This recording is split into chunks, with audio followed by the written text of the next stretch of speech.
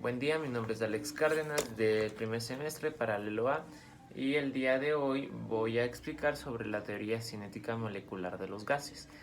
Se entiende como esta teoría a la explicación que se da del comportamiento y las propiedades de los gases en un sistema termodinámico. Esta teoría presenta varios postulados en los que intenta dar cumplir con el objetivo que acabo de mencionar.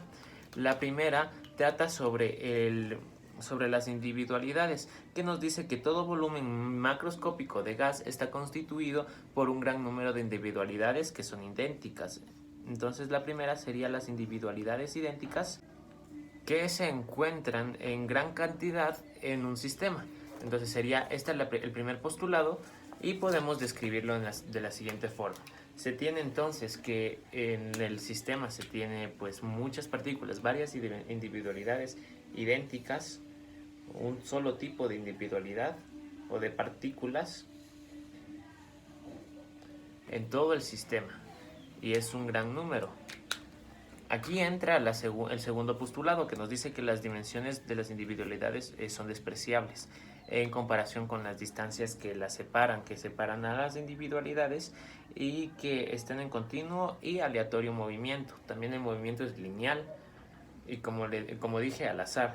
Entonces se encuentra en gran cantidad, las individualidades se encuentran en gran cantidad y se encuentran dispersas, y su tamaño es despreciable. Su movimiento entonces es lineal y al azar. Entonces podrían las partículas irse en esta dirección o en esta, porque serían al azar debido a los choques que se dan ante las interacciones. Nos dice entonces, ya que lo que acabo de mencionar, es que las individualidades tienen una interacción únicamente solo cuando chocan. En este choque, cuando se dan entre dos individualidades, esta podría dirigirse hacia acá y chocar con esta, y así se genera una interacción, pero solo se da en ese momento, ya que como las individualidades se encuentran muy dispersas, no interactúan, como ya dije, a menos que choquen estas. Cabe recalcar, acá tenemos los tres primeros postulados. Cabe recalcar que los choques van a ser elásticos.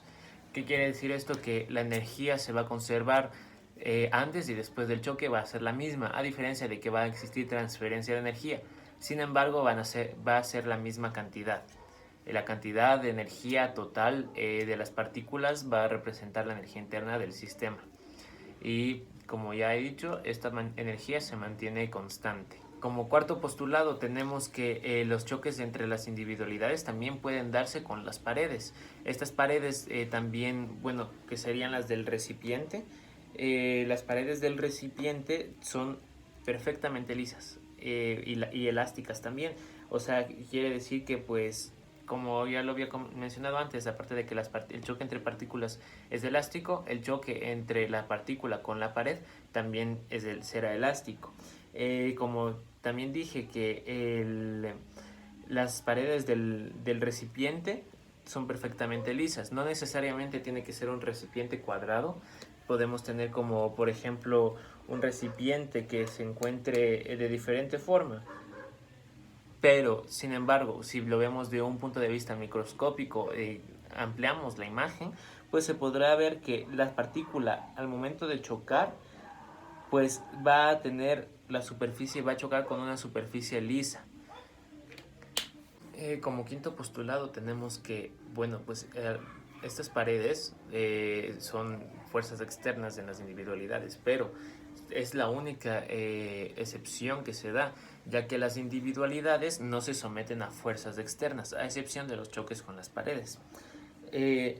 Como sexto tenemos que existe una distribución homogénea, quiere decir que las individualidades se encuentran dispersas por todo el recipiente o por todo el sistema de manera equitativa, y se encuentran distribuidas alrededor de todo el recipiente. Quiere decir que no va a existir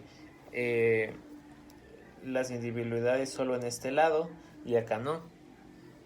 Esto es según la hipótesis de la teoría cinética de los gases, ¿no? Son hipótesis. Como séptimo punto o séptima propuesta, tenemos que las individualidades o el sistema sigue o debe cumplir con la ley de Newton, con las leyes de Newton. Entonces las individualidades cumplirán con la primera ley de inercia, la segunda ley que habla sobre la dinámica, la ley fundamental de la dinámica, y la tercera que sería el principio de la acción y de reacción. Como último postulado tenemos que este sistema va a ser isotrópico. Quiere decir que todas las direcciones de las velocidades que tienen las individualidades van a ser igual de probables, van a tener la misma probabilidad de darse. Existen varias maneras de poder analizar el sistema según la teoría cinética molecular de los gases. En el caso del sistema termodinámico elegido en la AP02, tenemos que las partículas de mercurio se encuentran dispersas dentro de un foco, entonces en forma de gas, ¿no? Se puede determinar que aquí se encuentran las partículas. Para poder hacer los cálculos podemos partir de la presión que se genera en este sistema. La presión se da debido a los choques que se dan entre las paredes y las moléculas de mercurio. Entonces, mientras más choques se dan, va a darse más, va a aumentar la presión en el sistema. Se puede decir entonces que la presión también depende del impulso que se da. El impulso vendría a ser el cambio de dirección, que es el cambio de dirección de movimiento que se da en las partículas, debido a que las partículas chocarán entre sí y cambiarán de dirección. Entonces, si se chocan, van a cambiar y así va a irse distribuyendo y las partículas van a dispersarse y va a haber un cambio de dirección de movimiento que se le conoce como impulso. El impulso en sí es proporcional, quiere decir que el impulso va a ser proporcional a la masa y a la velocidad del sistema.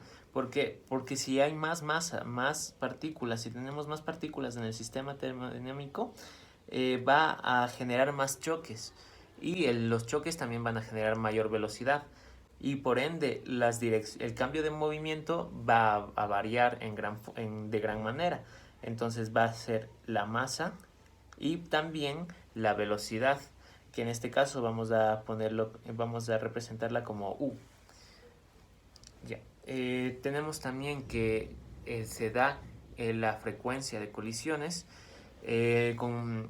también va a depender de la masa y de la velocidad. La frecuencia de colisiones quiere decir que a la cantidad o el número de colisiones, cuántas colisiones se van a dar en el sistema. Entonces, si hay más masa, van a darse mayor número de colisiones y la frecuencia va a ser mayor. También se tiene que la frecuencia de colisión entonces va a ser proporcional a la velocidad y al número de moléculas que existen en el sistema, y también dice que es inversamente proporcional al volumen. Va a ser inversamente proporcional al volumen debido a que mientras menos volumen haya, va a darse más la frecuencia de colisiones, porque va a reducirse el tamaño y las moléculas van a encontrarse en constante colisión. Entonces, gracias a ello podemos determinar que la presión vendría a ser proporcional al impulso multiplicado por la frecuencia de colisiones.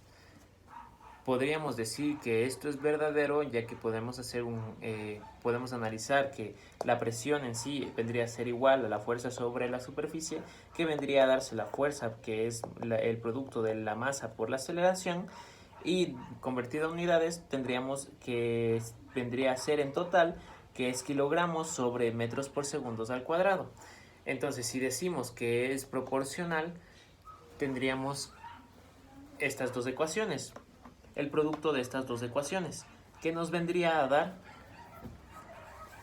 la presión vendría a ser igual al impulso, que tendríamos la masa por el volumen, no, perdón, por la velocidad, por velocidad multiplicado por la frecuencia de colisiones, que vendría a darse la velocidad por el número de partículas eh, dividido para el volumen.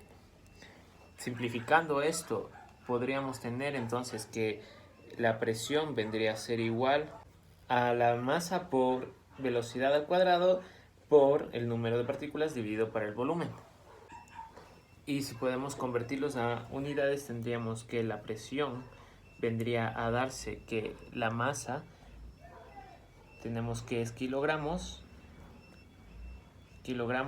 por metros, es metros al cuadrado sobre segundos al cuadrado por el número de partículas que no tiene unidades dividido para metros cúbicos. Entonces aquí se simplificarían estos y nos vendría a dar igual que esta ecuación que las unidades de la presión, que tendríamos kilogramos sobre metros por segundos al cuadrado. Entonces, como habíamos mencionado, la presión es proporcional al impulso y la frecuencia de colisiones. Y para determinar o para eliminar la inversa y poder hallar esta proporción, tenemos que, por ejemplo, en este caso, nuestro sistema termodinámico vendría a ser en 3D. Quiere decir que tendrían planos de 3 dimensiones. Que, por ejemplo, tenemos un cubo que vendría a darse por el plano, que en este caso tendría los ejes de X, de Y y de Z. Entonces, como estamos analizando en un sistema o un recipiente que es 3D, entonces diremos que la presión es igual, o bueno, se analizan los tres ejes y por ende será igual a la división de los tres ejes. Y tendríamos como resultado esta ecuación. Esta vendría a ser la ecuación general de la teoría cinética de los gases, y así podremos calcular nuestro sistema, podríamos calcular varias variables que presentan. Como se había mencionado anteriormente, los postulados que se acaban de dar a conocer son hipótesis y existe una probabilidad de que exista o de que se dé este hecho, pero pues hay algunas que deben de ser modificadas, y es aquí donde entra la diferencia entre la teoría cinética de los gases con los gases reales, debido a que, por ejemplo, uno de los postulados había dicho que las individualidades no interactúan entre sí a menos que se den por choques, pero en un gas real sí existen fuerzas de interacción entre ellas. Como otro ejemplo también tenemos que en esta teoría dice que el volumen de las partículas de los gases es insignificante en comparación con el volumen del recipiente que los contiene. Pero por otro lado, en los gases reales se da que el volumen de las moléculas de gas no es despreciable, y también aumenta según el número de moléculas del gas. Quiere decir que el volumen vendría a ser una variable extensiva. Y se puede decir entonces que un gas ideal puede ser explicado a través de la teoría cinético-molecular de los gases según las condiciones explicadas, como son que el gas está compuesto por varias moléculas de tamaño despreciable, o también que las moléculas de un gas interaccionan entre sí con las paredes del recipiente y se dan choques elásticos. Por otro lado, en los gases reales no es posible esto, o bueno, pues se puede dar, pero existe una gran diferencia entre estos dos gases.